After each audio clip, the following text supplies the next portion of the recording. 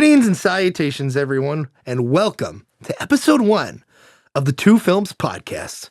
I'm your host, Jake Metzger, along with my illustrious co-host, David Reed. David, how are we today? Pretty good, pretty good. Pretty good. Oh, really? Pretty good, even after watching the film we just got done watching. Well, it's one of those things. It's like, that baboon in The Lion King says, the past is in the past. And thus let us not look back any further. Yep, all right, let's keep going. For any and all inquiries, thoughts, and ideas, and what pair of films you would combine for a Two Films episode of Snarp Fangle, send them on over to snarpfanglepod@gmail.com, or you can just text Jake. All right, David, well, this was one of the things I wanted to tell you when we did our, 100th episode special that I never got the chance to tell you. And so here we are on episode 1 of Two Films. Totally the first episode of Two Films that we've done. Yes, we've never, ever done a Two Films episode ever before. Ever. We had totally not done about 20 of them before this. No, definitely not. Yes, definitely not. But for those uninitiated, Two Films, the Two Films Podcast, is basically where we take two films and we combine them to a coherent theme. Sometimes it's serious, like mental health, or maybe two spooky kids films. And then there's other silly times where we take it to two musical horror films and two bizarre Bruce Willis films, which is what today's episode's about. Yes, that's right. We did a wacky one to episode 1 for episode 1. And we got two bizarre Bruce Willis films. Now, before we get into the two we've selected, let me just tell you, there's a lot of bad films that Bruce Willis did. In fact, we were going to call this two bad Bruce Willis films. But the fact that there's so many out there, the heart kind of tugs at you of your conscience and says, no, don't go down this path, because if you do, you might never come back. So, David, what did we end up doing? We ended up doing a different thing. So yeah, you had mentioned Hudson Hawk, I think, because your parents told you about seeing it in the theaters, right? Yes, this film they walked out of, I believe. I think it's one of the first. I think it's the first film they ever walked out of. Yeah, so you mentioned that, and we watched the trailer for it, and we're just like, yes, we have to do this. So I think our first thought was two bad Bruce Willis films, because there's been some stinkers over the years. But going through the list, most of the other bad films he had done were just like generically bad. Yeah. Nothing that quite matched up to the zany awfulness that is Hudson Hawk. So we pivoted, and we just, what if we did two weird or two bizarre Bruce Willis films instead? So we paired a stinker with a not so stinker, but they're both strange. They're both strange. Very strange. So we're doing Hudson Hawk and The Fifth Element. Two totally different films, except with one exception. They both have Bruce Willis in them. So let's get into it. All right, well, here we go. I hate to say it, but the first film that we're doing, this very first episode of Two Films on, just happens to be a stinker. So here we go. Without further ado, ladies and gentlemen, Hudson Hawk, and this is what it's about. In a world filled with enigmatic inside jokes told between longtime friends Robert Kraft and Bruce Willis, such as how singer-songwriter Robert Kraft came up with the lyrics, "When the rain and the snow and the cold wind blows, it's the Hudson Hawk, my friend." These two combine their forces into a Dragon Ball Z fusion of total retarded tomfoolery. Catch the excitement, catch the adventure, catch the hawk. Directed by Michael Lehmann. Not lemon like the fruit, but Lehmann. Written by Robert Kraft and Bruce Willis. Starring Bruce Willis, Danny Aiello, I'm just going to go with that, Andy McDowell, Richard E. Grant, Sandra Bernhard, and of course, the legendary James Coburn. With a budget of $65 million and a box office of $16 million. Oof. And a runtime of roughly an hour and 40 minutes. Released in 1991. David, what do we think of Hudson Hawk. So again, just to make it clear, I never seen this film, and I stumbled upon it once upon a time on the internet. And I asked my mother, "Hey, you're a fan of Bruce Willis. You loved Moonlighting and obviously Die Hard. What's Hudson Hawk? I never heard of this thing growing up at home at all. Why is that, mother?" And she said, "Oh, my dear child, my sweet summer child. I can't believe you reminded me of this." I'm exaggerating, of course. I'm paraphrasing her, but she basically said, "Don't ever watch that film. It's not worth it." Me and your father went to go see it for a date night. Because the two of my sisters are twins, and after being like at home for like a year, taking care of these two children, plus with two others already grown up a little bit, two other kids. They had 4 kids in the house. They finally were able to go on date night, and they went to go see this movie, and they couldn't make it through all the way, so they left. And I don't blame them, because this movie is it's something else, David. I'll say that to start off with. But what do you think? This film is like spectacularly awful in a way that few films are. This is like, I mean, this is one of those things too. It's like this movie, like you often hear about films that are so bad they're good, like Evil Dead or The Room or whatever. And why this film isn't among those, I don't know. Because it totally deserves that place of just utter spectacular awfulness that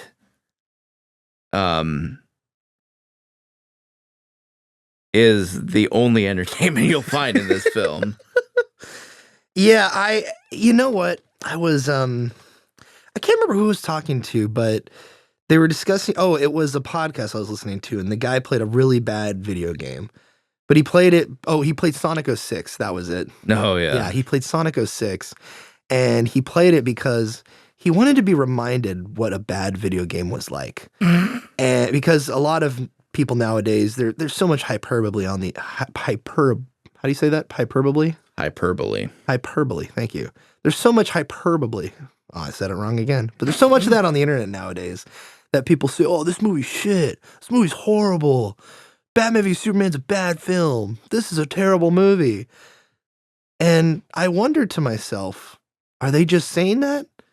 And also, do they know what really bad films are? Well, I think there's a difference.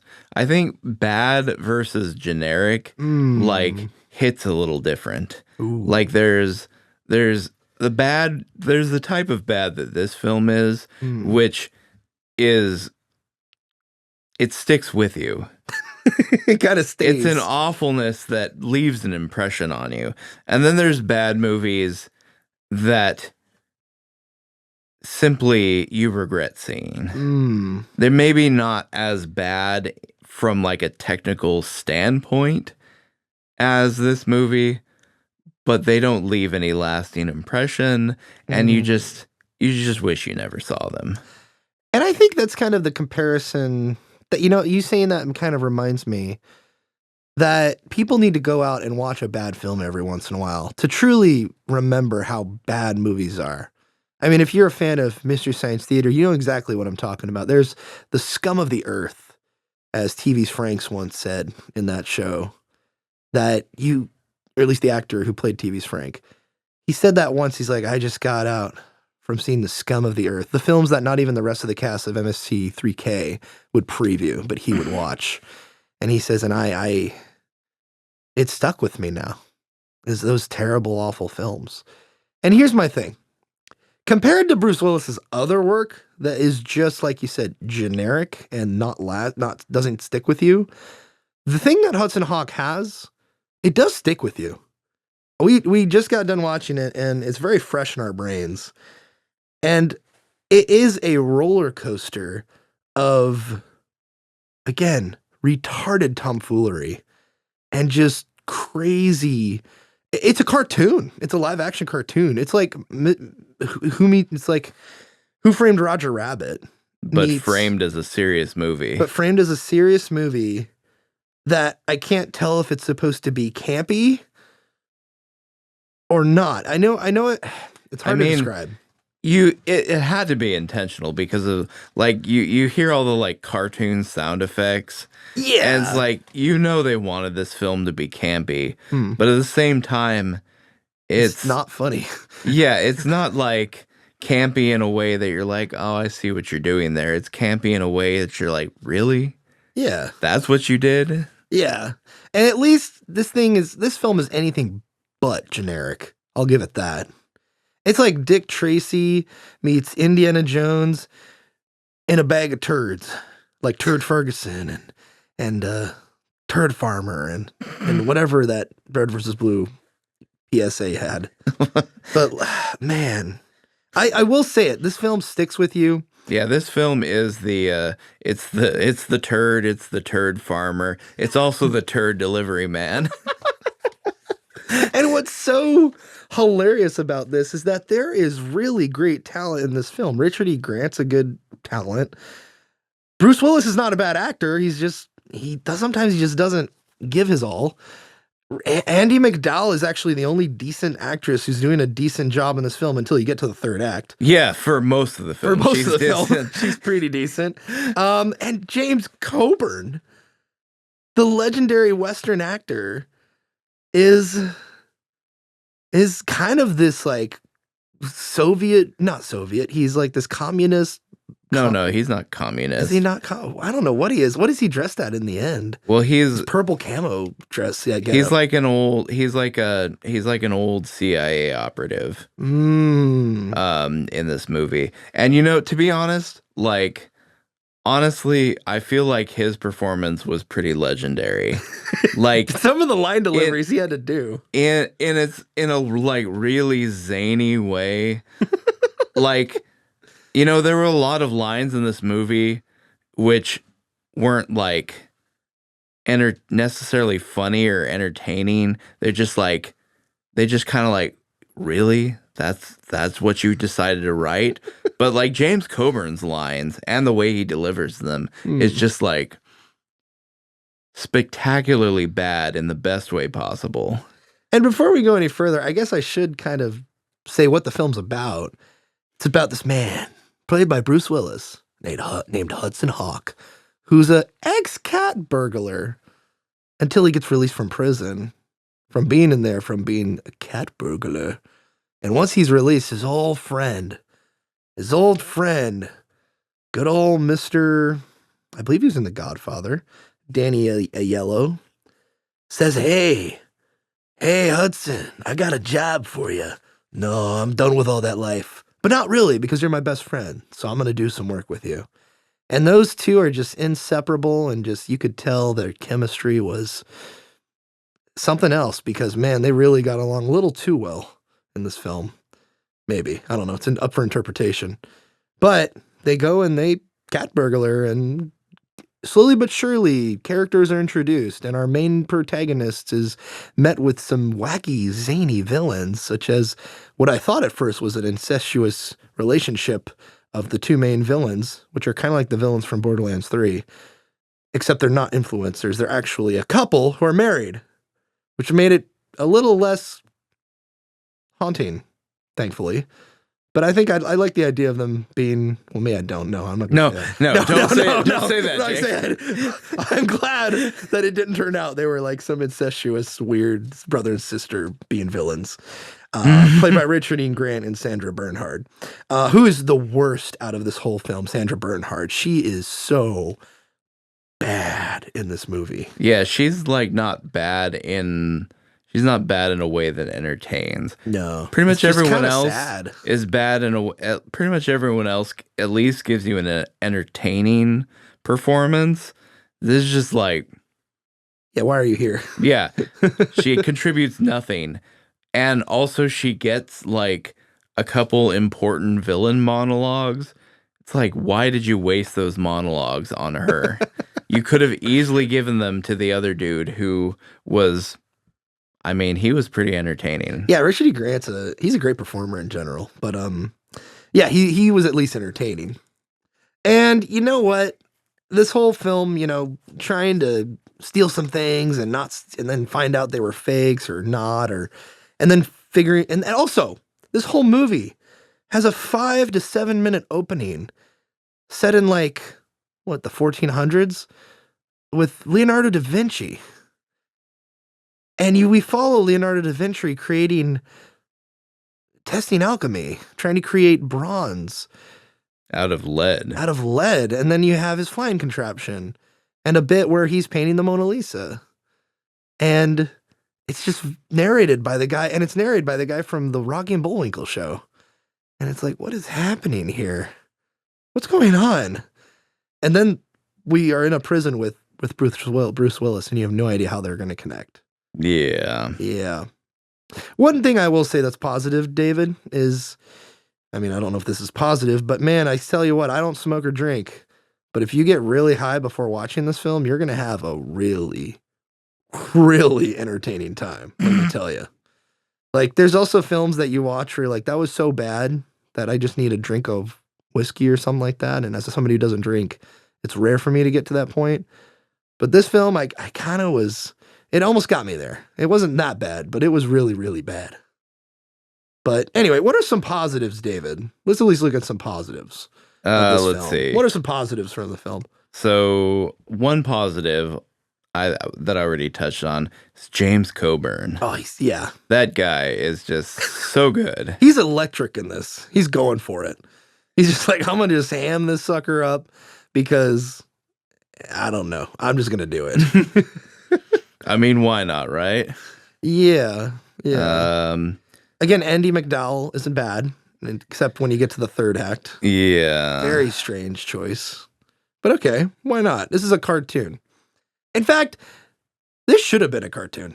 This should have been an adult cartoon that people, like today, I think this kind of would have killed. In the era of Hell of a Boss and some other adult cartoons out there that have weird-ass fan bases, this film, animated, adult, kind of bloody, foul-mouthed, this could have sold, I think, on like an Amazon Prime movie premiere or something like that. Yeah, but it wouldn't. That's the thing. It would have had to have come out today. It would have had to have come out today because I don't think at the time adult animation would have really sold all that well. Although I guess it wouldn't have really made much of a difference because this film absolutely bombed at the box office anyway. Yeah, man, like, I was thinking when we were watching this, I'm like, oh, this must have been like, I mean, it's 91, so it can't be crazy, but, dude, you can tell, that's one good thing also about this film. You could tell they cared about where they filmed this, the inside jokes, the theme, which is the original theme that Robert Kraft, who, is also a singer and songwriter, and is best friends with Bruce Willis, created, and this is why they created the film, was because he wrote a song called Hudson Hawk. And it's like, what? Anyway.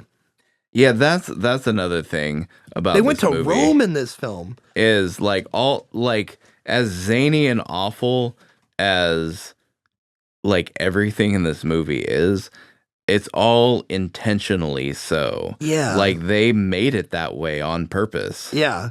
Like there's not anywhere where, oh, this is a very intentional film. Like you said. Yeah, it wasn't like they were trying to achieve something else and they failed and ended up with this.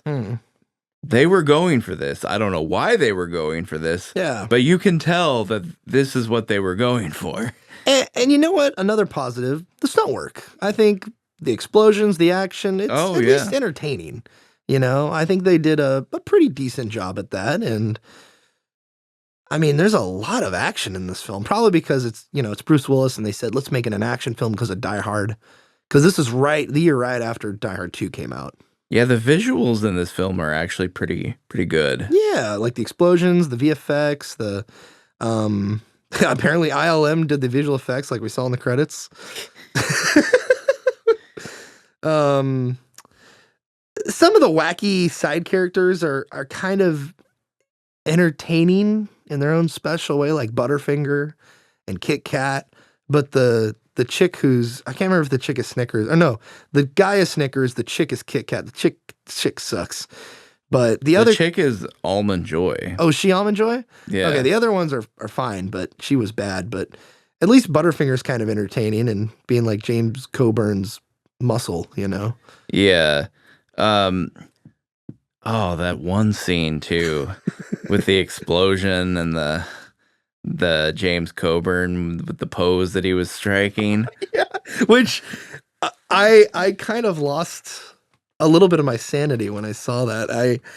I was there's so many emotions were running through me. David could be witness to that, but I don't know how to explain it, David. So, how would you explain that scene? Because James Coburn has this final confrontation with Hudson Hawk, and they're fighting at this Italian castle or something like that. Yeah. Outside in a balcony area. But there's also a 100-foot drop next to them. And James Coburn like beats up Hudson Hawk where he's springing back and forth in sort of a circular clock gyrating method. And Well, he's like James Coburn is like kicking Bruce Willis backwards with one leg and then coming up with his other leg to hit him in the back of the head to kick him the other way, and then kicking him backwards again. And he's just like, he's basically juggling his torso, basically. Yeah, his torso with his feet. And I don't know what the physics of this are supposed to be based on, but for whatever reason, he stops kicking him, and Bruce Willis's torso goes back and forth a few times, as if maybe from momentum, I guess. I don't know. And it makes this weird cartoony like clock noise. Yeah. And in the midst of this happening, the camera briefly cuts to show James Coburn about to do some kind of like weird karate pose with like a wild look on his face. An explosion happens behind him. And then he does like a flying scissor kick and misses and jumps off the building. Then he lands on the limo. And then he flies off the edge with the limo. And he yells, "My pension!" And the limo proceeds to explode multiple times as it's falling 100 feet down this cliff. And then lands out of nowhere. We can't see it. And then a giant atomic like explosion happens. Holy crap, man. What a way to go. But that's just a taste of some of the crazy, zany, wacky, bizarre, as we titled this, very bizarre film that this is. If you're a fan, man, there are so many one-liners that are so bad in this movie. So many like, oh man, just like screw it, I'm spoiling it. Like at the very end, Tommy Five Tone is his name. He's miraculously alive at the end. And Hudson's like, "You're supposed to be all cracked up at the bottom of the hill." And then Tommy Five Tone says, "Airbags, can you effing believe it?" And then Hannah's like, "You're supposed to be blown up into fiery chunks of flesh." Tommy Five Tone, "Sprinkler system set up in the back. Can you effing believe it?" And then Richard E. Grant plays Darwin Mayflower, which, first off, this film opens with the villains being the Mario Brothers, in quotes. Some Italians that are joined by Frank Stallone, Sly Stallone's brother. And there's some mob bosses in Brooklyn. And they have some, like, a vendetta against Bruce Willis and his buddy. And then we then transition to this Mayflower couple who are the main villains of this film. And then they have henchmen that they're working with, and those henchmen are hired contractors that James Coburn is ahead of. And each person that he is part of his team are codenamed candies. So one's named Kit Kat, one's named Butterfinger, Almond Joy, Snickers. What is going on in this movie? And the whole time, Hudson Hawk is doing one-liners, and it's just all kinds of wackiness, man. God. Anyway, the other thing was the Mayflower. So Richard E. Grant, as Darwin says, "Listen, this is a full quote, guys, so I don't think I could do it as good as Richard E., but we're going to try. Listen, Hawk, this might be hard to believe, but I'm just a regular Joe. I just want to be happy, and happiness comes from the achievement of goals. It's just that when you've made your first billion by the age of 19, it's hard to keep coming up with new ones. But now, finally, I've got myself a new goal. World domination! And within that monologue, he stops briefly to slap his butler on the face for no reason. His like sword wielding assassin butler. God. And like, I would say that some of the camera work's kind of okay, but I can't let the director get away with this direction of acting. Like these characters and Bruce Willis and Robert Kraft, just the writing's bad. The characters are kind of just like, what do I do? How do I say this line? And they just say, just go for it. Like there's no subtlety in any of this film. It's all just full blown hamming it up, going full bore. They don't go quarter. They don't go half. They go full retard in this movie, David.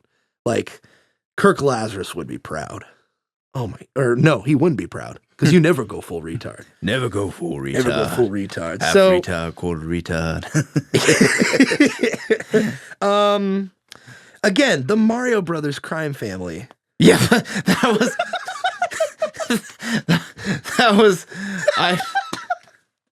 that was one of the things in the movie that was like, I heard that I was like, oh, this is gonna be one of those kinds of movies. Yeah. Oh my God. It was, and they even mentioned Nintendo by name in the film at one point. Like, I want to play Nintendo, and she's like, "You're the only one I want to play Nintendo with." And it's like, what the hell is going on here? I must have missed that line. Yeah.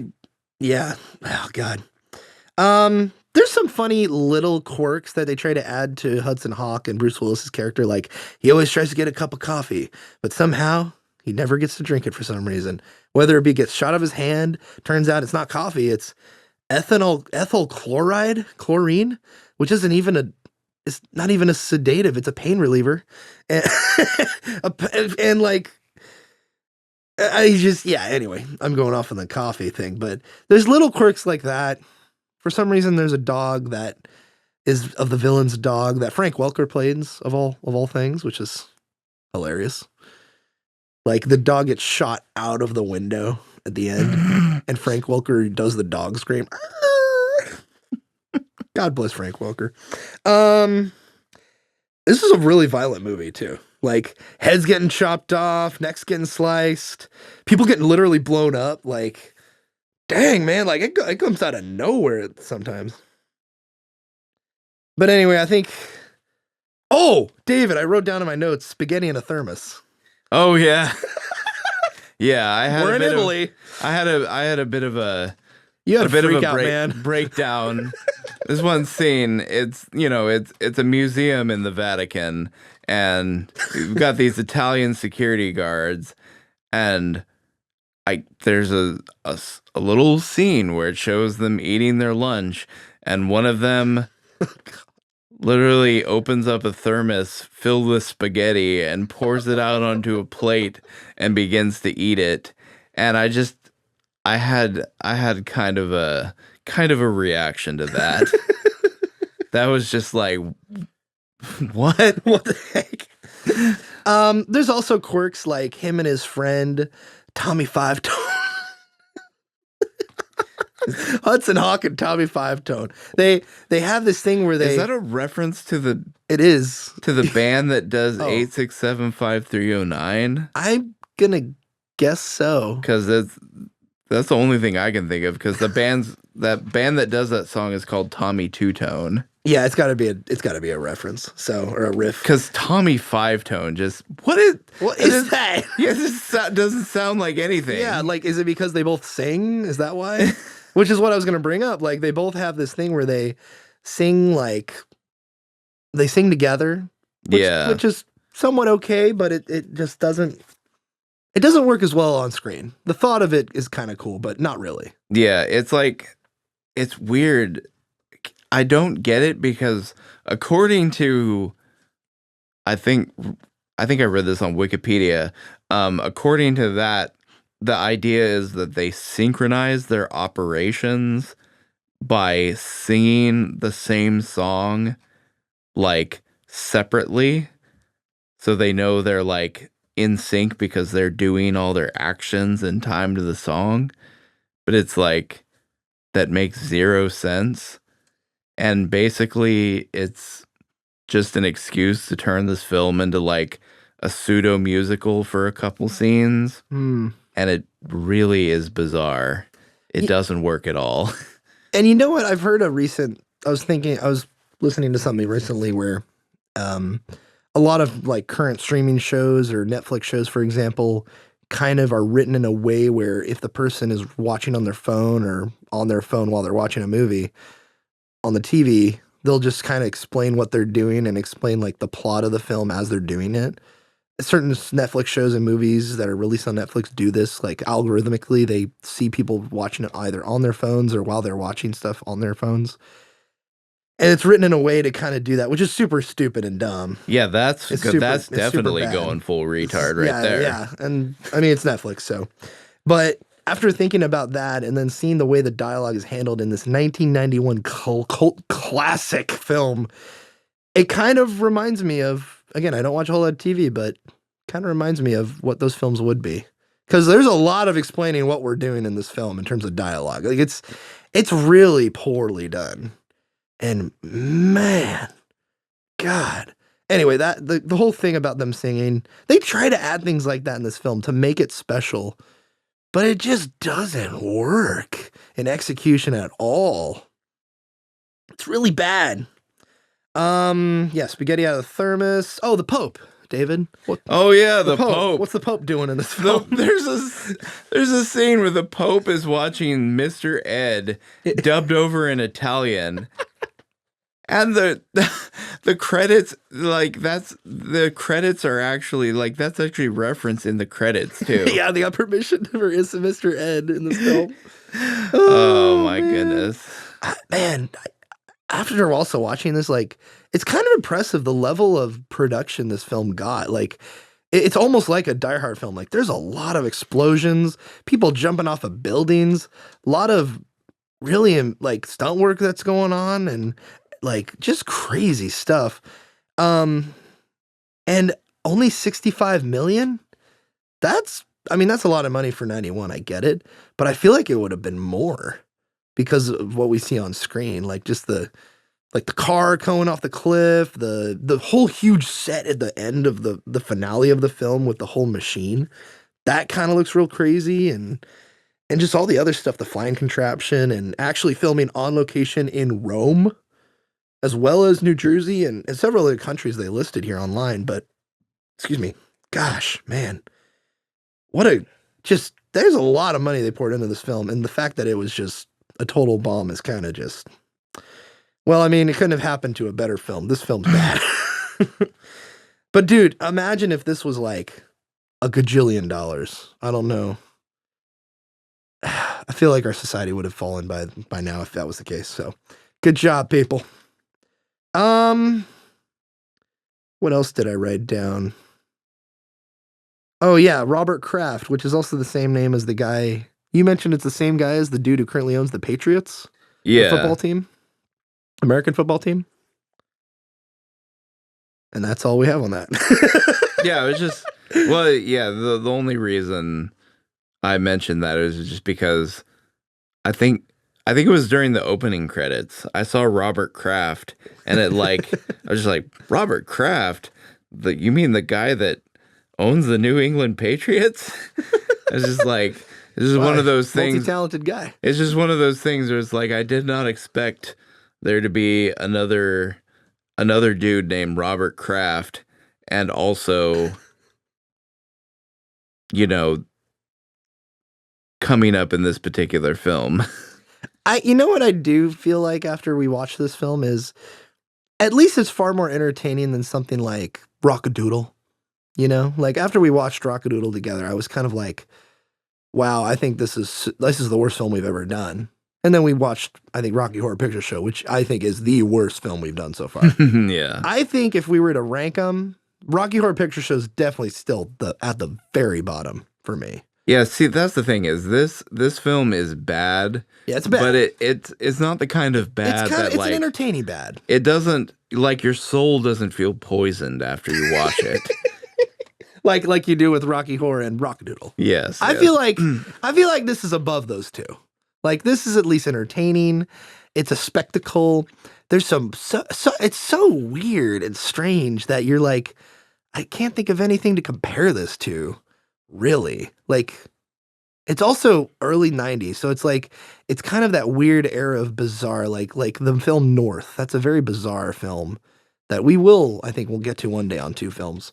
But, man, let me tell you, this is what a picture, Hudson Hawk. Indeed. Oh, and Andie MacDowell's quote when she goes crazy, I feel like a dolphin that's never tasted melted snow.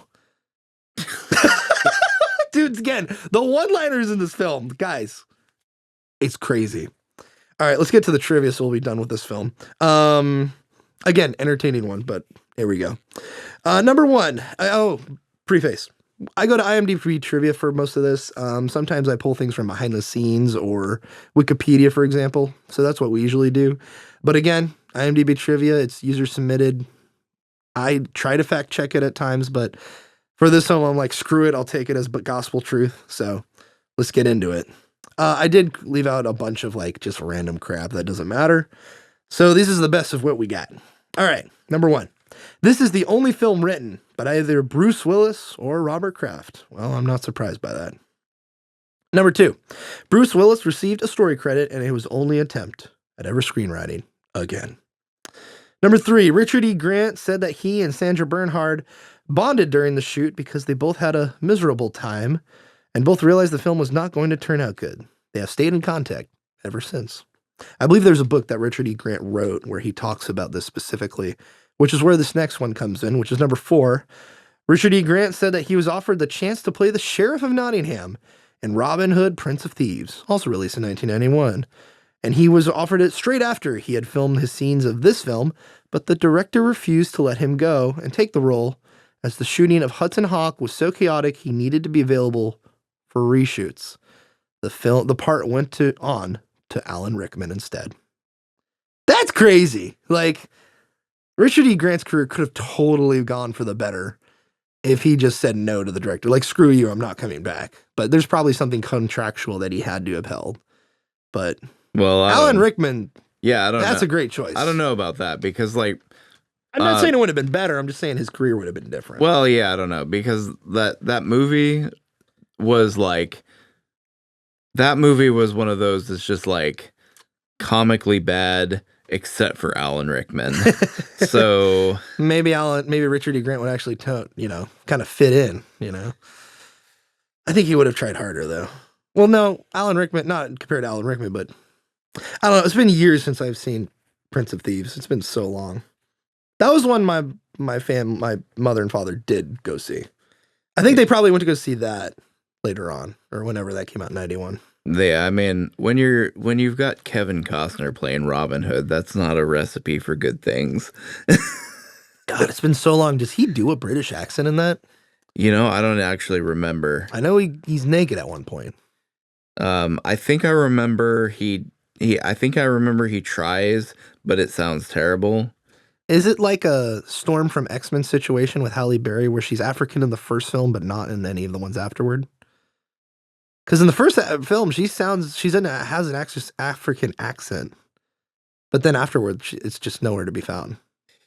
Yeah, maybe. I don't know. Anyway. That was like, that was a bizarre thing. Yeah. Yeah, I never. She's African in the first in X1 or X-Men. I think I just put those movies out of my mind because they were cool for their time, but there was a lot wrong with them. I mean, X2 is still pretty good. It's kind of, it's dated, but it's cool. I'm not saying it's not cool. It's just like, man, the whole mansion fight, those two movies were like, they were very much a product of their time. At least it's not Last Stand. Last Stand was pretty bad. Like, that's like bottom tier X-Men for me. But X-Men 2 and then Days of Future Past, I feel like there's some, I don't know. It's nostalgic speaking. Anyway, continuing on. Number 5. The most intricate and ambitious scenes filmed in New York City found the film company closing the outbound side of the Brooklyn Bridge for 5 nights. According to director Michael Lehman, on his audio commentary, which I can't believe there's an audio commentary for this film, from 10 p.m. until 5 p.m., the filmmakers created their own rush hour, with Bruce Willis weaving in and out of treacherous but painstakingly choreographed traffic on an out-of-control hospital gurney. And I gotta tell you, that whole scene was really impressive technically. Like, him on the hospital gurney, it's ridiculous. It's so stupid and wacky, but it's kind of impressive when you think about it. And there's a lot of shots where it's 100% Bruce Willis on that gurney. And it's, obviously it's controlled. Obviously there's a wire that's that's connecting things. But again, yeah, it's pretty impressive given everything going on. Yeah, it technically, from a technical perspective, it is a cool scene, I will admit. But it's just the whole idea that a hospital gurney could travel along the road like that without just flipping over and dumping him off the bridge. And in fact, there's a point where he passes the ambulance that's still driving at normal speed. And he passes it.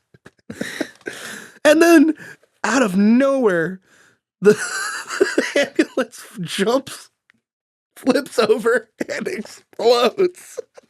Yeah, it like jumps over like the shortest, smallest little hill and just like barely gets in the air. Barrel rolls, and then boom. And it explodes in midair, too. It's like, what? Oh. Yeah, that was definitely like a mistimed demolition or explosion, but it was and then we get finally officially introduced to the Candy Brigade after that scene. So yeah, and then they put him in packing peanuts in a shipping box, filled with packing peanuts. I feel like I feel like him getting put in shipping containers is like a common theme in this film for whatever reason. It happens multiple times. What's the other time? When he's on the when he's on that train or whatever. Oh, that's right. Yeah, he does get shipped off twice or something like that. Yeah. Interesting. Okay, next one, number 6. Final film released by TriStar Pictures. Before that, studio was purchased by Sony Corporation, which then merged with TriStar with Columbia Pictures. The movie's failure at the box office contributed notoriously to the buyout, with one now famous headline summing up the story: Hawk cooks TriStar's goose. What a headline. What a headline. Oh, let's see. I'm going to skip this one because it's just, they basically filmed for about a month or so in New York City. And then they went all the way to Rome right after that. And even had stuff like, you can see stuff like the Colosseum, Piazza Novana as well, the Roman Forum. Like, there is so much in the background of shots that is now all copyrighted. Like, you have to get really hard pressed permission to have that included in any photography and filming now. Because just like in the, just like the Sistine Chapel stuff, a ton of stuff is copyrighted and you cannot take pictures of it. So it's like really impressive. This film's kind of like this kind of example of that, where it's kind of archived in a way. Of course, there's other films like such as Gladiator and other things like that that have like famous, Roman stuff and imagery, and even other films like, it's funny. The one that comes to mind is Jumper with Hayden Christensen. That's in the Colosseum, like ruins. But yeah, there's like just other movies obviously that do that, but this film has a lot. Like, if you're a fan of Italy, I would think. Like, there's just a lot of buildings and other stuff like that. And then bizarre stuff that was just there for the movie. Like the headquarters of this couple villain duo as well. Like, what is that building? I don't know. Weird stuff. Anyway, number 8, the late Michael Kamen composed the film as well as many other films produced by producer Joel Silver. The other films include Lethal Weapon, Action Jackson, that's a hard word to say, Die Hard, Lethal Weapon 2, Roadhouse, Die Hard 2, and this film in the early 1991, and would later work with Silver again on the of a film released the same year in The Last Boy Scout. All right, number 9, principal photography began in July 9th, 1990. And then, so basically what this is breaking down is they started filming in the prison center, basically in sequential order. They started in the prison, they then went to New York, and then they went to Rome to finish filming. So it's kind of interesting how this whole film's like filmed sequentially in a lot of ways, which few films do. All right, number 10, Anna gives Hawk ethyl chloride in his cappuccino, making him pass out. Although ethyl chloride is used as pain relief, not a sedative. Number 11, one of Bruce Willis's ideas was for Hawk, this is crazy, this is the one I was telling you about, David, was for Hawk to have a pet monkey named Little Eddie, who he'd be excited to see again when he got out of prison. So they to cut out for time, they cut the monkey backstory. And screenwriter Daniel Waters wrote in the script that someone put a hit out on the monkey, and it was killed while Hawk was in prison. There was also a newspaper headline you can see in the earlier parts of the film of the mafia shooting the monkey. And then towards the end, in a deleted scene now, Kaplan, James Coburn, admits he killed the monkey. Hawk slaps a picture of Little Eddie on Kaplan's forehead and says, "Say hello to Little Eddie, mother effer," and throws him off the edge. That's why, when Kaplan lands on the limo, if you look closely, he has a photo of a monkey on his forehead, which you can see if you pause it. Oh, man. Oh, boy. I'm really bummed out they kind of cut that out. I'm really surprised that they, like, totally reworked that scene. Yeah. And then still kept the shot of him falling off the building, because they didn't just cut out the monkey, that like the "I killed your monkey" scene. Like, they totally changed it. How he got thrown off the building. Yeah, like instead of being thrown off the building, he does like a flying scissor kick. And Bruce Willis ducks, and he continues moving through the air and flies off the building. That's probably one of the reshoots they were talking about. It was the fight scene. Yeah, because he does the scene you explained of him beating him up, and then he gets ready, he jumps at it, and then he does the flying kick and then lands on the limo and falls down. It's just like, wow. It makes no wow. sense. None of it. Wow, man. All right, number 12. Robert Kraft, the co-screenwriter of the film. He was also a singer-songwriter and a personal friend of Bruce Willis. He co-produced and wrote a few tracks featured on the soundtrack album, including Hawk Swing. Kraft would eventually become the head of the music department at 20th Century Fox. And then he did that from the mid to late 90s, holding the position for several years. Well, David, you know what they say. You fail upward. All right, number 13. Isabella Rossellini was originally cast as the love interest, Anna Baragli. When the movie was delayed because of scheduling issues, the part was recast with Marushka Detmers, and then she had to leave after a few days due to back issues. And then eventually, Andie MacDowell replaced her. Okay, so I'm glad it was Andie MacDowell. Number 14, last one, guys. When it came time to cast the film, everyone was in complete agreement about the actor they wanted for Tommy Five Tone. Danny Aiello and Bruce Willis had known each other for many years, dating back to a time before either had attained world recognition.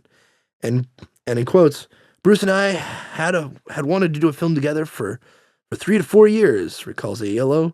The actor was so enthusiastic about taking the role of the part that he postponed the start of another film in order to join Willis and company on their globe-trotting adventures. Wow. Okay. So he was really excited about Hudson Hawk. And honestly, if I didn't read the script, I would have been excited too. Yeah, but if you read it, if all you knew it was going to be like a globe-trotting super sleuth adventure movie, big budget action scenes and all that, yeah, you'd probably be pretty excited. Yeah. I'll let you get the other your intro queued up, or do you want me to read the next one? Doesn't matter to me. All right, I'll read it. But yeah, final thoughts on Hudson Hawk, David. What do you think?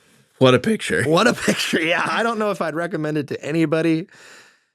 Even if you are doing a drinking game, I don't know if I'd recommend it.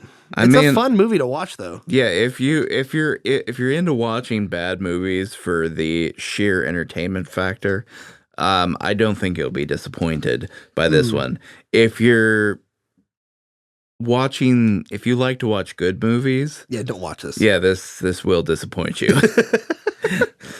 Okay. Yeah, I kind of share those same things. I agree with everything you said, David. And with that, we bid adieu to Hudson Hawk, the first bizarre Bruce Willis film, and let's go to the second, which is The Fifth Element. All right, here we go. After a brief opening scene set in 1914 Egypt, we fast forward to the 23rd century, where the survival of planet Earth becomes the responsibility of Corbin Dallas, Willis, a taxi driver and former Special Forces major. After a young woman named Lilu Jovovich falls into his cab, Dallas joins forces with her to recover 4 mystical stones, essential for the defense of Earth against the impending attack of a malevolent cosmic entity. Kind of sounds cool. Directed by Luc Besson. Written by Luc Besson and Robert Mark Kamen. Starring Bruce Willis, Mia Jovovich, Gary Oldman, Ian Holm, and Chris Tucker. Budget of $95 million and a box office of a whopping $263 million global total. Runtime of 2 hours and 6 minutes, released in 1997. David, what do you think? And also, what is your background of The Fifth Element? Oh man, this movie is such a nostalgia trip for me. This is one of those movies like that we would watch as a family growing up, like pretty much any time it was on TV. I've seen it so many times, it has a special place in my heart. And it's a movie like no other. It's zany and crazy and weird and bizarre, but it's also thoroughly entertaining. Yeah, I would agree. This is my first viewing of this film. And I always heard good things about Gary Oldman in the movie, and that's about it. And then just heard whispers that it was weird. And I kind of got that, exactly that in this film. But I got even more, because this film I liked it. It's not a bad film like I've heard online, and people, pundits and all those kind of say, oh, I didn't like Fifth Element. Yeah, I don't know. But I gotta say, man, like, you got good acting, you got also very flamboyant acting too, but in a good way this time, instead of Hudson Hawk. Hudson Hawk's example. But it works for this film. It's directed really uniquely. Like, man, there's so many interesting shots and that also just work. There's also some strange hints of like Stargate and Battlestar Galactica in this film as well. Like, and I'm not saying this reminds me of like a television show, even though some of the camera shots do remind you of that. This is far superior to any like television you'll see released around this time. And this film, man, they went for it, dude, with a big budget, big sci-fi, kind of almost a sci-fi first. This was 97. This was before Phantom Menace. And this is kind of all the best elements that you would want out of something like Phantom Menace. Like, this is like, I kept saying when we were watching, I'm like, man, this reminds me of Phantom Menace, but like, objectively, I think it's far better than Phantom Menace in terms of story, characters, what's happening. Yeah, this is kind of like what Phantom Menace would be if Phantom Menace were a good film. Yeah, even though I'm very nostalgic for that film, there is a lot of flaws. Well, yeah, see, that's the thing. I'm nostalgic for Phantom Menace as well, but Phantom Menace is a terrible, terrible movie. It's bad. Well, I won't get into it. But anyway, yeah, it's got the good elements of Phantom Menace, along with just weird Eurocentric themes and style that you kind of appreciate in different films. I think it's that French factor. Yeah. It's the French, man. They can they can do some stuff, man. I mean, we had Claire Obscure video. We have excellent French games, good French movies. We have a joke on this podcast, and you and me between each other, that we don't like the French. No one likes the French. But you know what? As Americans, cold, red-blooded Americans, we'll take the Fifth Element. You guys did good on that one. We appreciate you guys. So anyway, it's got that French connection. It's got that wacky acting, but also It's got that je ne sais quoi. Je ne sais quoi, man. There's something about how each character is portrayed and acted that works with this film, that doesn't come out of nowhere. Well, I shouldn't say that. It all, what am I trying to say? It all kind of accumulates together into a working, entertaining sci-fi romp. That's what I would say. Yes. Yeah, it's like the world is very cohesive, and like it feels like there's a lot of depth to it, even though it feels like could have been the jumping off point for like a larger sci-fi franchise, even though it didn't really happen for this film. Yeah. But like the world that's in the film really gives you that sense that like there's a lot more going on here, and if anyone wanted to, we could tell plenty more stories in this universe, but sadly nobody did. I'll tell you what, man, or maybe not so sad considering how some franchises have been driven into the ground lately. Yeah, good point. It's kind of nice that this is kind of separate, and I think that's what makes this kind of special looking back on it now in that's 2020, in this year of our Lord 2026. It's kind of special because this is an unexplored universe that this is our only glimpse at it. And I think that's kind of why it's kind of special. Also, again, it's got that Euro connection, man. There's something about people in Japan, people in France, making, whether it be animation or films, that kind of, it's that strange, bizarre thing that speaks, I would say, from their culture. Kind of like certain anime. Like, you're like, oh, that would never be made in America, but that's the main idea. Like, it would never be made here, but that's what kind of makes it special in the first place. So I really appreciate Luc Besson in this romp. But I'll tell you what, man, this, especially, dude, this was 2 years before Phantom Menace. If they were smart and you got a sequel in like 2000 or 2001 with more CGI and Bruce Willis coming back, you probably wouldn't have had a superior sequel. You wouldn't have had that, but you probably would have had a really entertaining sci-fi film exploring more of this universe. Because it is interesting. It's kind of like, I mean, I don't know. It's got very deep lore that, and it has deep enough lore where you could write a whole like side book about, but it doesn't overburden you with it, like in some sci-fi films and some sci-fi stuff too, as well. So it does that, and I really like it. But okay, let's talk about Chris Tucker, David. Well, let's talk about Bruce. This is about Bruce Willis. Let's talk about Bruce Willis. What did you he kind of brings the everyman element that he had brought with, John McClane characters and even Hudson Hawk, but he also brings that tenderness you see in kind of later on in his career, like in Sixth Sense, and some of the other stuff as well, like Moonlighting, for example. Like, you see a little bit of that tenderness as well, even though he's like this hard-nosed, ex-military cop, basically, or ex-military guy. That's the interesting thing about this film, is Bruce Willis kind of grounds the film, because, there's all sorts of wacky and fruity characters that you just wouldn't really be able to connect with as an audience very well with. So they definitely went a sensible route and had their protagonist be a very grounded, very realistic, very relatable character. Like, he does such a good job of just being like, he basically reacts to all the chaos that's going around him in this film like a normal person would. Obviously, he's a little a little cooler in the face of danger given his military background, but just the way he functions as a character, the way he brings this character to life, it's just very easy to connect with. You're like, yes, I would probably have a similar sort of reaction to seeing Chris Yes. Tucker doing the things that he does. Yeah. That's a good way to put it. Yeah, I agree with you. He does ground the film.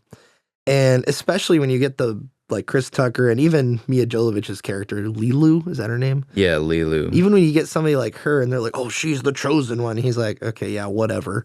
You know, it's kind of like what normal people would react to, that kind of like, you know, the prophecy, you know, like, "Oh, it's the chosen one" and everything. Yeah, speaking on Chris Tucker though, when like He's great when in Bruce this. Willis gets like, you know, gets off the ship on Flossed in Paradise, you know, after he wins the contest, and he's being like interviewed by by Chris Tucker's character, and just like his responses where he just does like these 1-2 word responses in a really like low exasperated tone. I just like so relatable. Remind me a lot of people in my life, and that's exactly how they would respond too. But Gary Oldman, let's talk about him, because he is so impressive in this film. Like, Yes. I mean, I know him from like the Dark Knight trilogy, various other films. He's always played a villain in a lot of things. And this is one reason why he's so good at it.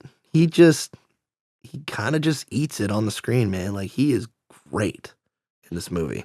Like, honestly, like he really portrays kind of like almost like a cartoon villain here. Yeah. With the just the over the top range of expression that he has.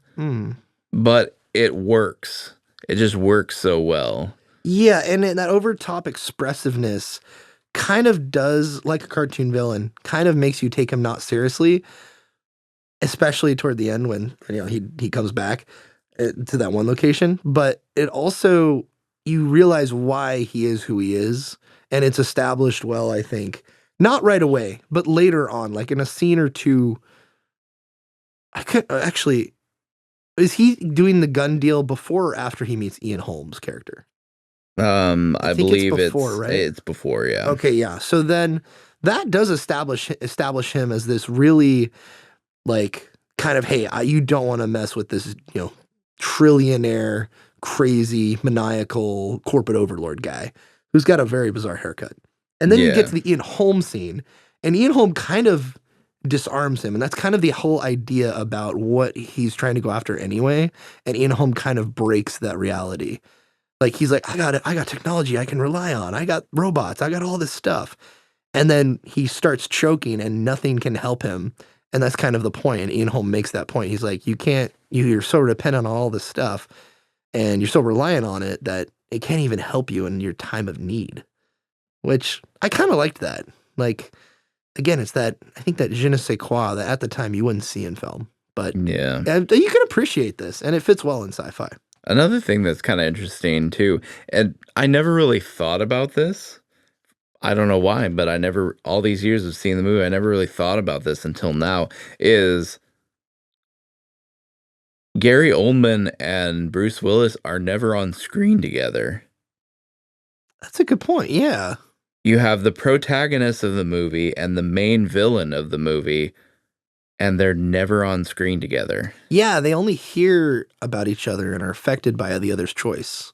Yeah, they're not even like particularly aware they're aware of each other's existence, but they're not particularly aware of what the other person is doing and what they're up to. Yeah, even in the whole opera scene, like you'd imagine that during this kind of somewhat final confrontation, like big set piece of the film, you kind of get this feeling that, oh, we're going to have a Gary Oldman and Bruce Willis kind of fight or shootout or something. But no, Bruce Willis is fighting off the goons, and it's Mia Jovovich's character, the chosen one, that Gary Oldman confronts. So it's interesting. It's interesting when you think about that. It's a good point, David. Which kind of brings me to something I wanted to ask you. Looking at this, you said this is very nostalgic for you.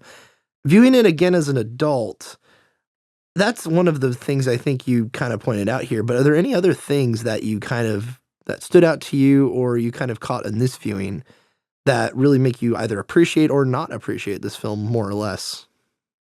I would say that viewing it as an adult, I'm like much more cognizant of some of the lines, some of the lines fall a little flat, some of the cheesy things that happen are a little too on the nose, but stuff that I wouldn't really have been able to particularly pick out to criticize, when I was a kid. But honestly, it doesn't really detract from my enjoyment of the movie in any way. It's kind of funny. It's like I still pretty much like this movie just as much as I ever did, which is, I can't say the same for every movie that I enjoyed as a child. We just talked about Phantom Menace. Yeah. I have a lot of nostalgia for Phantom Menace, and as an adult now, just watching it, I'm like, this is not a good movie. This is one of the most terrible movies that's ever been made. And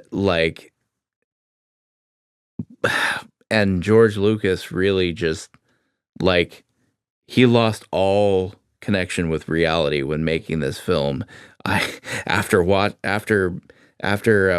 it as an adult, after seeing the behind the scenes stuff, I firmly believe that George Lucas was in another realm while he was working on this. Yeah, it's well documented for sure. Yeah, but it's so I've had experiences like that, but with this movie, I still like it.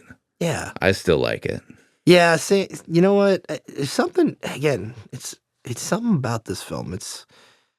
I think, again, it's kind of what we talked about earlier. It's kind of I wonder what else is in this universe. Yes, there's this weird, evil, dark form in space that is just evil. And there's only one thing that can stop it. And then you're like, what? Kind of like in Firefly, what else is in this universe? What could have been, kind of, is what I kind of take away from this film. But what we get with this one movie, The Fifth Element, definitely worth the watch. It's so weird, though. I think that's why a lot of people are put off by it. But I think there's a lot to appreciate in that weirdness, because you kind of don't get that anymore, especially in today's movie industry, and a lot of companies play it safe. Not a whole lot of risks are taken. This is a film I really come to appreciate after watching it. But again, it's not Shakespeare, but then again, with Chris Tucker being that crazy flamboyant radio host, again, an intergalactic radio host is following the events of this. It's so funny. It's such a funny concept. Yeah, and the fact that he's such a major character in the film too. Yeah, especially as we keep going. It's you think any normal director, if they wrote a character like that, would probably only use him in a couple of scenes. Yeah. But no, Chris Tucker's character is basically from the point he enters the story till the end of the movie, he's right there with Bruce Willis's character. Yeah. I'm trying to think of anything else to add to The Fifth Element. Again, I guess it would have been really cool to have a sequel, but then again, it's I'm kind of glad there isn't. Yeah, it's kind of cool looking back to see this self-contained film that has a compelling plot, compelling universe, and Hollywood didn't milk it dry. Surprisingly. And it's funny, when you Google the box office totals of this film, it comes up to I think 60 something million. But then if you actually go and research it, it totals to 263 instead of just 63. But in here, it didn't do too well in the States, but it did really great internationally, and I can tell why. Like, it's a very interesting film. Also, it launched Mia Jovovich's career, which is just plagued with Resident Evil films for some reason. But yeah, to each their own. I think she's actually really good in this. Like, actually, speaking of her, she's like, I don't know. She's so weird and strange, but I think that's the goal and the point. Yeah. But I think there's like the whole black pill moment where she figures out war is bad. It's kind of weird. Yeah. I get what they're trying to do, but they don't kind of deliver on that aspect. Not really. Like, especially she's like, oh, I'm tired, or I'm not conscious really. It's like, why are you not? Is it because you just saw the horrors of man and kind, and now you can't save the universe because of that? What? Yeah. Well, I think that's I think the weakness in her performance is she's not able to convey what's happening very well, because they do explain it, but like you don't feel it from her performance, which is I think you would need to for it to be effective, because basically, you know, she loses all hope because she's an essential ingredient to, you know, defeat evil along with the other four stones. But because she's seen the evils of humanity, she doesn't want to save the earth anymore. She's like, what's the point? And then it's supposed to be the love of Bruce Willis's character that brings her up out of this funk and gives her a reason to fulfill her intended purpose, which is to protect life. And yeah, which it explains it.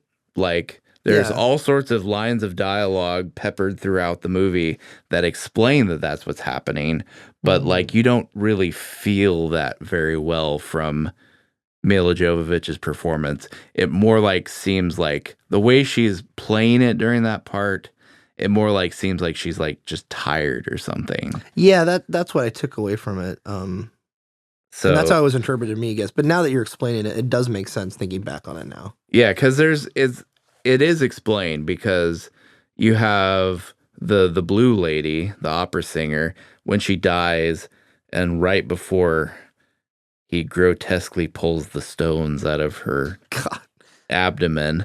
It's so weird. She explains to Corbin Dallas that though Lilu is the chosen one, the fifth element, she's very fragile. She's more fragile than she seems, and she's going to need your protection, and she's going to need your love. Yeah, that's a good point. Yeah. So it is explained, but like which is good that it's not over-explained. Yes. But also with that lack of explaining, there needed to be something in Mila Jovovich's performance for you to feel that, like, you know, that black pill moment that she was going through, which you don't. It just, it honestly feels like, oh, I'm tired. That's all it feels like. That's all it does. Yeah, it's all it's communicated. But other than that, I feel like, for what her character is, I feel like she does a good job. And physically, like, the role is very demanding on her. But she does pretty great. Like, it's a very interesting character that she plays too, because it's like she has this very like sort of idealistic, like childlike mind almost, but then she's also like a badass killing machine. But then even though she's a badass killing machine, she's not like unstoppable. She's vulnerable to like Gary Oldman's character is able to make her vulnerable, you know, even though she had just beat the crap out of a bunch of aliens, you know? So it's like, it's a kind of interesting mix of like, you know, engineered super soldier plus like the chosen one. Yeah. Plus like, just like totally doesn't have a clue how the world works, can barely speak the language, has a very like idealistic, childlike outlook on everything. Yeah, it's very interesting. Although I guess at the Raspberry Awards, I guess she won the award for, or at least was nominated for worst supporting actress. Oh my God. Which makes no sense to me. No, it doesn't. Like Hudson Hawk deserved all those Razzies. In fact, it deserved all of them in 1991. But this in 1997, come on, guys. Come on. Also, oh shoot, I forgot what I was going to bring up. Oh, this film is very anime. Even just talking about her character and how she is characterized. You know, she's sexy. She's learning. She's got this weird whimsical, like childlike wander about her. It's all kind of ingredients from anime. In certain anime, you'll see characters like that, or like in the West, we have, people who are writing characters that are big, strong, independent women characters that, if you're into that, cool. But there's also like in Japanese media, you can find quite a few who are strong, independent, but also like are actually designed as women instead of women trying to be guys. Yeah. So it's like, this film is very anime coded, I would say, in a lot of ways. Especially with Chris Tucker's character. Holy crap. Yeah, I don't know if it's anime coded. And the art style and the visual style as well.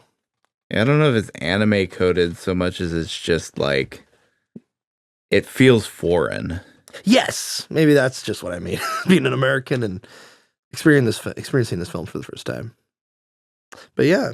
David, would you like to go over the trivia of this film, since this is your childlike nostalgic choice of bizarre Bruce Weird Willis, whatever we end up calling this episode. Bizarre Bruce Weird Willis films. Weird Willis films. Okay, let's see. All right. Yeah, so there was not a whole lot of stuff to pull from in IMDb. Most of it was just like plot points from the movie disguised as trivia. Yeah. Which was ridiculous. Also, there's an inherent hate for this film for some reason. And I don't understand after watching it. I don't get it either. So yeah, but I did find some stuff. So again, take it with a grain of salt, but here we go. Number 1, the divine language spoken by Lilu was invented by co-writer and director Luc Besson and further refined by Mila Jovovich, who had little trouble learning and developing it as she was already fluent in 4 languages. The language had only 400 words. He and Mila Jovovich held conversations and wrote letters to each other in the language as practice. By the end of filming, they were able to have full conversations in this language. Oh, that's interesting. Yeah. She already knew how to speak 4 languages. That's crazy. Let's see. Number 2. When composer Eric Serra showed soprano Inva Mula, who dubs the voice of the diva, the sheet music for the diva dance, she reportedly smiled and relayed to him that some of the notes written were not humanly possible to achieve because the human voice cannot change notes that fast. Hence, she performed the notes in isolation, one by one, as opposed to consecutively singing them all together, and they digitized the notes to fit the music. There are a few moments when you can hear the difference in the vocal tones of the diva's voice. Yeah, this was a aspect that when we were watching it, you were kind of going over it, and I'm like, what do you mean? You're like, just watch. And yeah, I got it by the time they introduced kind of the beat into this performance, and we intercut to some other things happening on the side during this like opera singing. And it's interesting. It reminds me, there's a similar like performance, or there's a performance scene in quotes, I guess, in the Valerian and 1,000 Planets film with Rihanna, and she's like dancing. So it's like this kind of like basically copying the same thing. Like, oh, there's this person who's an alien who's doing a performance, but this time it's dancing instead of singing. And interesting. Yeah, and also directed by Luc Besson. Yeah. Very funny. Yeah, I don't think I ever saw that film. Yeah, I saw parts and I don't care. Yeah. It didn't look that appealing. No. I heard bad things about it. Yeah. But then again, I heard bad things about this, and I liked Fifth Element, so Yeah, I don't know. You said Rihanna does a performance, and I'm like, She does like this sexy dance or something. I'm like, okay, I'm not interested. You know, comparing like if Luke Besson was like, yeah, I'm gonna like do something inspired by the diva performance from Fifth Element, I'm gonna put in Valerian. Like he failed. If that was his goal, he failed. Just hearing the pitch. It's Just hearing the pitch, yeah, he failed. Because yeah, the diva performance in this movie is excellent. Like it's so there's nothing else like it in any movie. Huh. It's just so interesting. Yeah, basically it starts off like she performs like a part of an opera, like an existing opera, and then the beat happens and then she starts doing this like weird Kind of like 90s EDM with like opera singing, but it's like very strange, like sounding like it's very strange, like almost synthesized kind of stuff because some of the note passages were like note changes were too rapid for an actual human voice to do. So like this said, they had to record her singing a note, stop the recording. She sang another note, stop the recording, and then they arranged all the notes together in the way they wanted to in the end. So it kind of basically gives it like it's not even a voice anymore, like it's some kind of synthesizer. Yeah. But it's actually a human voice doing it. It's kind of interesting. There's a lot of people out there, musicians that you could call them. A lot of them are musically gifted, but who do it, like recreating orchestra pieces in just software. And there's certain pieces you'll hear where you're like, I don't think that's possible to even fathom in an orchestral like performance. But it's kind of cool, so we'll let it slide for now. At least I do. I can't really notice that kind of thing, but you can notice in some instances, at least for me. Like the Rocky theme meets the Mandalorian theme. Yeah, that ain't working. Oh my. All right. Anyway, number 3. Besson started writing the story that was developed as The Fifth Element when he was 16 years old. He was 38 when the film opened in cinema. Dang. So basically, he kind of Tolkien this world together. He had it like set in stone for a while before he actually made the movie. Was it ever mentioned while you were doing some research here why he never made a sequel? I didn't really. Yeah, I didn't looked dive too for deep. it, but Yeah. I didn't really see a why. Hmm. It could have been maybe that it just never worked out. That could be. I mean, especially with Mila Jovovich's career taking off at this point, and then Bruce Willis kind of crescendoing, but then the Sixth Sense comes out, so there's also that as well. So it's like, it's kind of this weird. I was thinking about this the other day after watching Fifth Element, where Bruce Willis was in this position where he had some flops, and then he got success with this kind of starting out with that, and then he went into the like M. Night period. Yeah, one thing too that could have contributed to this movie not receiving a sequel is that, from what I understand, like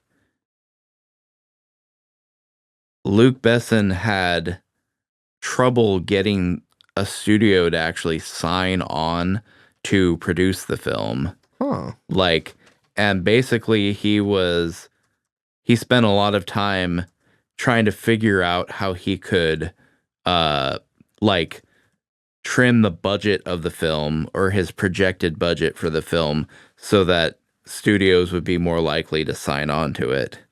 And I guess one way in which he saved money is he originally he wasn't going to cast Bruce Willis in this movie because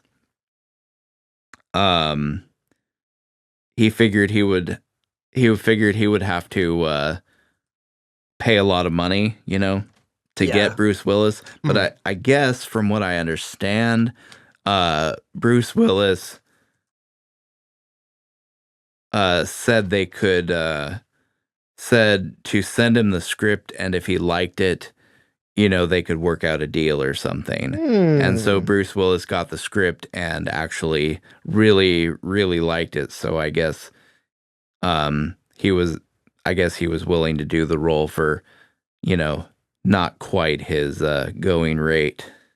Yeah, that's really cool. It's cool when you hear stories like that. Like you get the big named actor, but then they kind of take a cut so that they don't have to, or so that the art can be achieved, basically. Yeah, so I'm guessing like the work that went in this movie from a technical perspective was they put a lot into this film. So I can imagine that if he was having trouble getting studios to sign on for this film because of its projected budget, I can imagine after this film release, like the kind of things that it was doing, the names that were attached to it would have probably gotten a whole lot more expensive. Yeah. And so any budget for a sequel might have just ballooned out of the range any studio was willing to, pony up the cash for. Which is interesting because, again, around the time a sequel would have been coming out would have been after Phantom Menace. Yeah. And I feel like that would have kind of supported the sequel to this film, like it's, genre-wise. I think that would have been really interesting. Also, this film, I don't think was a huge hit domestically. Like, it wasn't a flop necessarily. Yeah. It did very well internationally, but like, I don't think this film was kind of like not as much of a success domestically. So it could be too that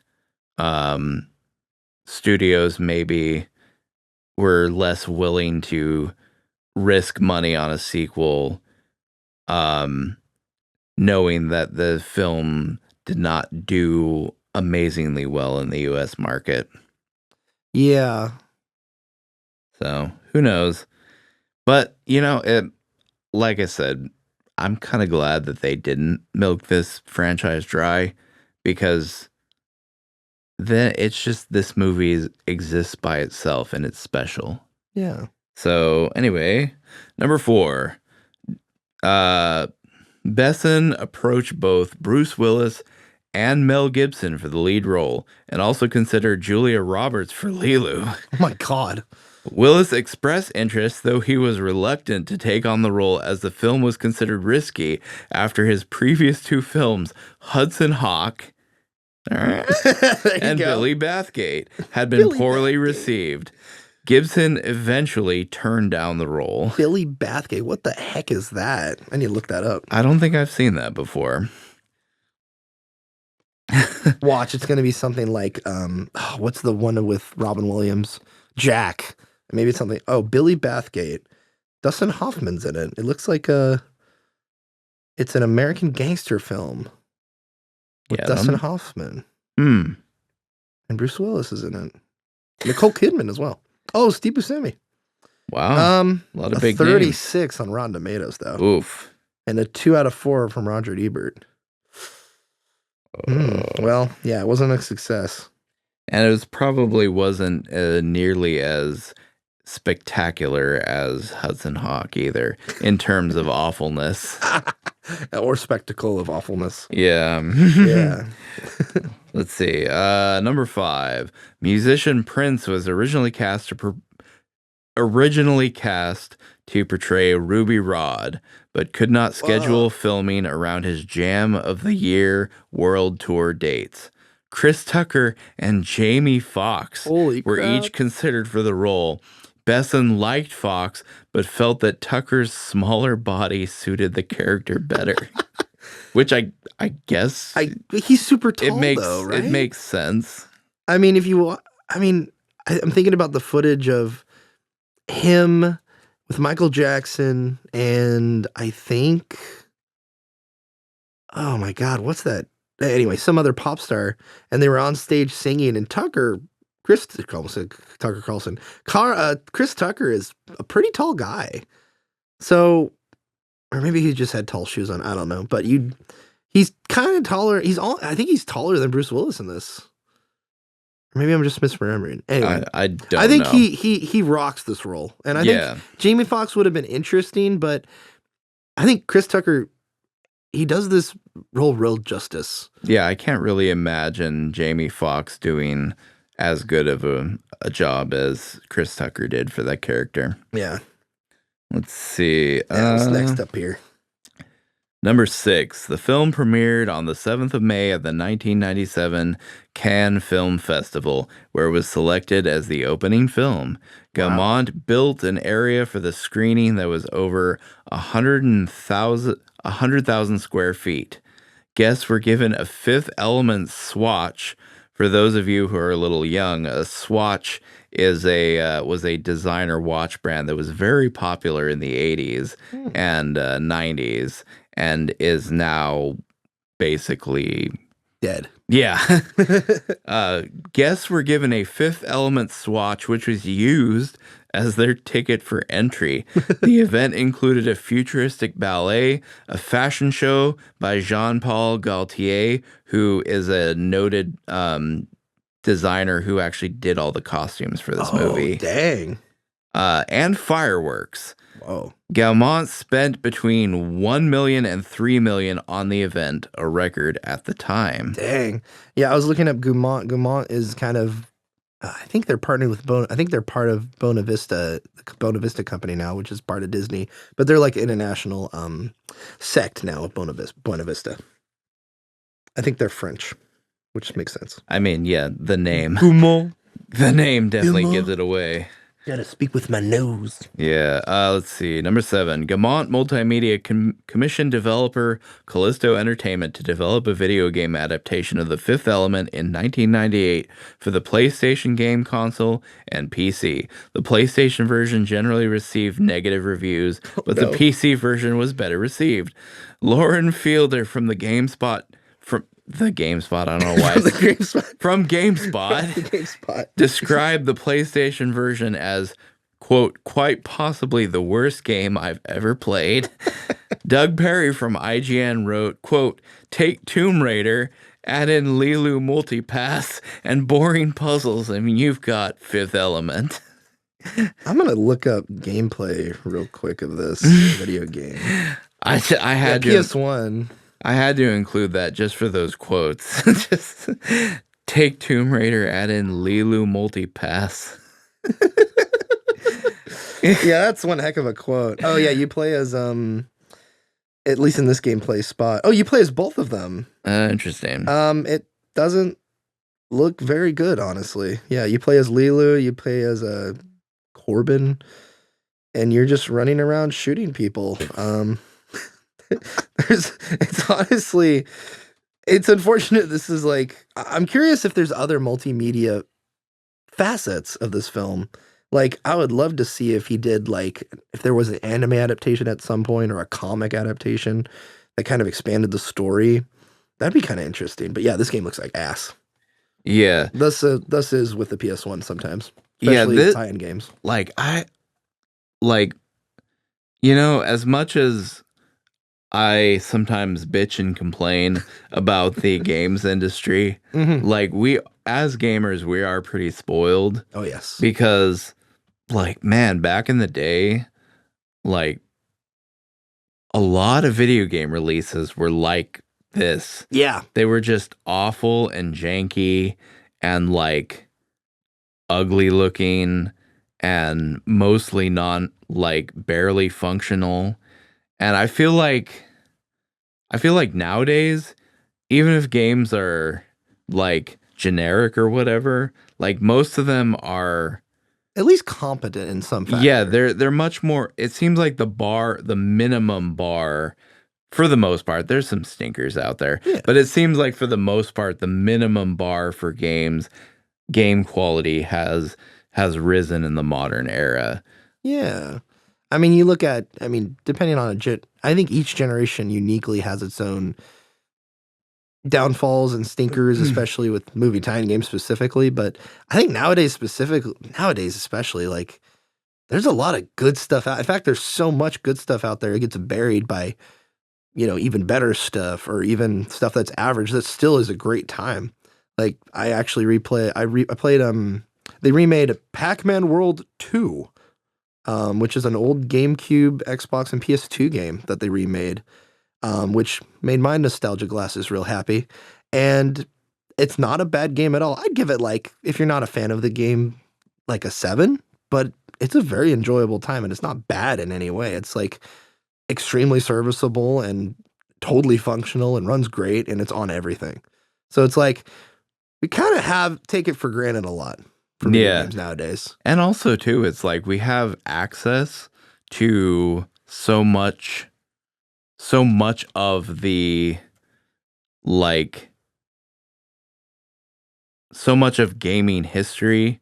True. I mean, there are a lot of titles that get lost, the Stop Killing Games movement exists for a reason. And like GOG and their whole program of trying to seek out old copies of stuff and try to preserve it. That's But the ability to access and play the selection of games that we are able to in the modern era, like, is pretty remarkable.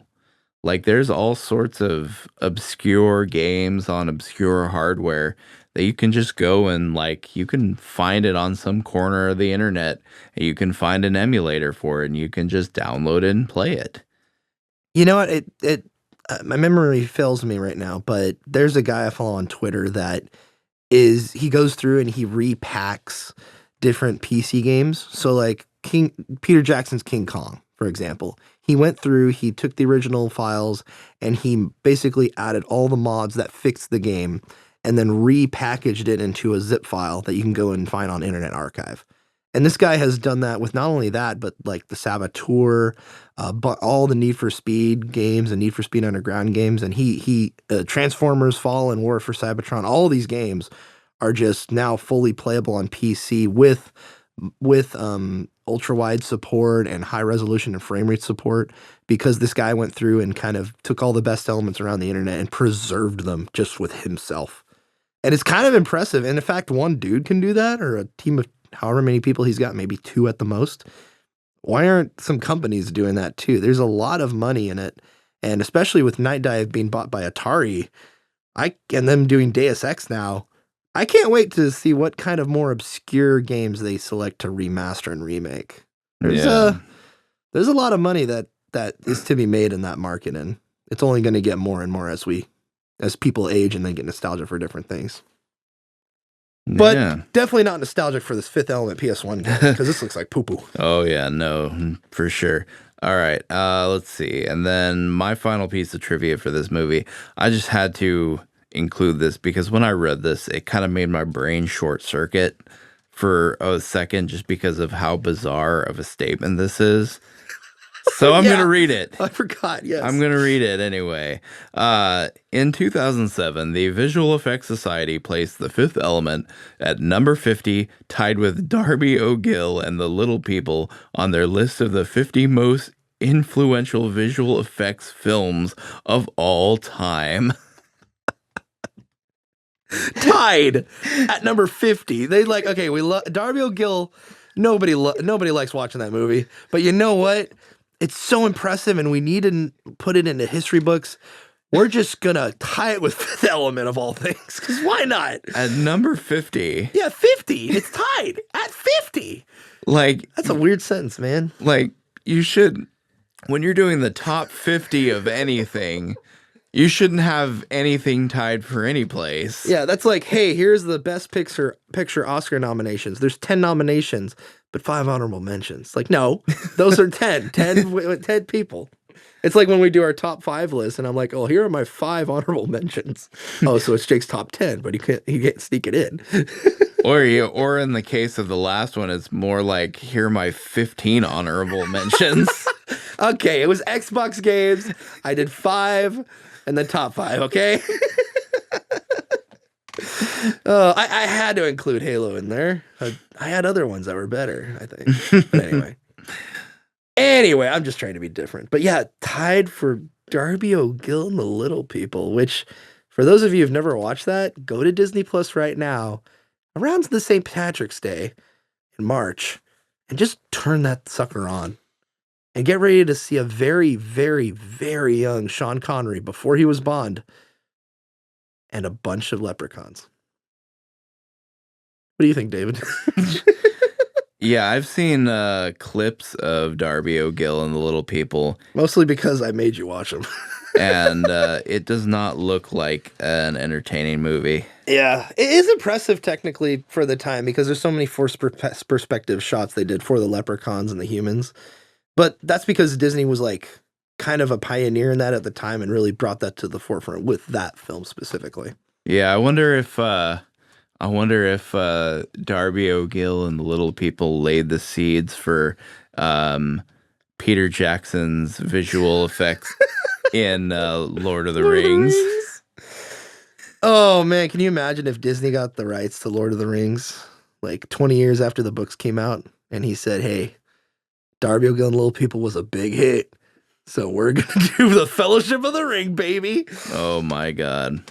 I'd pay money to see that. Anyway, yeah, those are our two bizarre Bruce Willis films. Let's see. My final thoughts on Fifth Element is it's a very interesting universe that I feel like they could have gotten way more out of, but I feel like the fear of things not resonating with a domestic audience in America kind of probably deterred people from that. Even though this film was, hey, if it was popular internationally, then make it for international audiences, you know? But I don't know. It's kind of like the Avatar films. Those make a buttload of money here in America, but, 2 times the amount and outside of these waters. So there's a reason why people like them. So I don't know. David, what are your final thoughts on Fifth Element? It's just a great movie.